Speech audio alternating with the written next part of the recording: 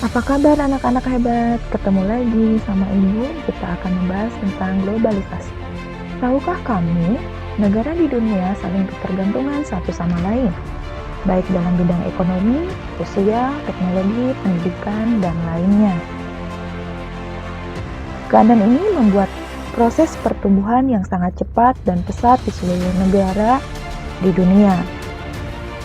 Itulah yang dinamakan dengan globalisasi. Globalisasi berasal dari kata global artinya dunia. Globalisasi artinya mendunia. Dunia begitu luas dan jarak antara negara tidak lagi menjadi halangan untuk saling berkunjung antar negara. Kemajuan teknologi dari hari ke hari berperan penting dalam terciptanya suatu proses globalisasi.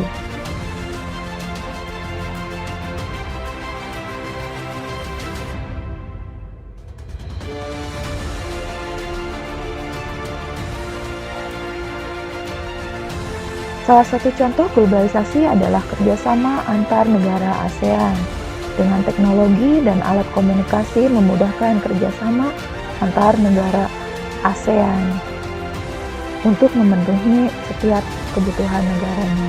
Begitu juga dengan kemajuan teknologi transportasi yang memudahkan barang dari luar negeri masuk ke suatu negara dan sebaliknya. Globalisasi menunjukkan semakin meningkatnya ketergantungan antara individu dan antar masyarakat di seluruh dunia. Pengertian globalisasi. Globalisasi diartikan masuknya suatu negara dalam pergaulan dunia yang mengakibatkan aktivitas yang sebelumnya terbatas secara nasional secara bertahap berkembang tidak terbatas dan mendunia.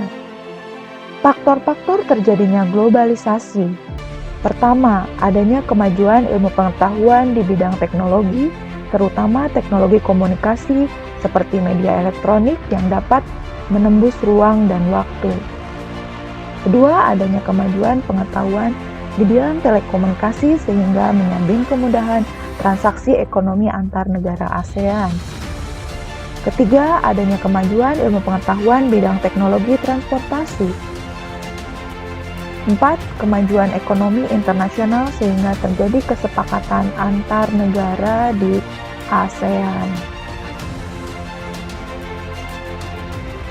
Selanjutnya adalah kerjasama negara ASEAN di bidang sosial dan budaya.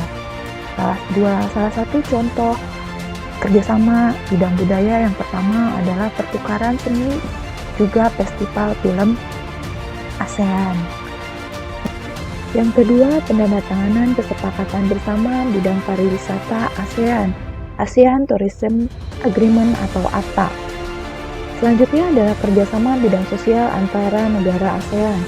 Yang pertama adalah ASEAN Minister Meeting Rural Development Authority Education.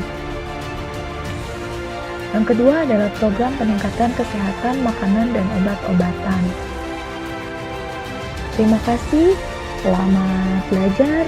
Yuk kita simpulkan apa pengertian globalisasi serta kerjasama yang terjadi antara negara ASEAN.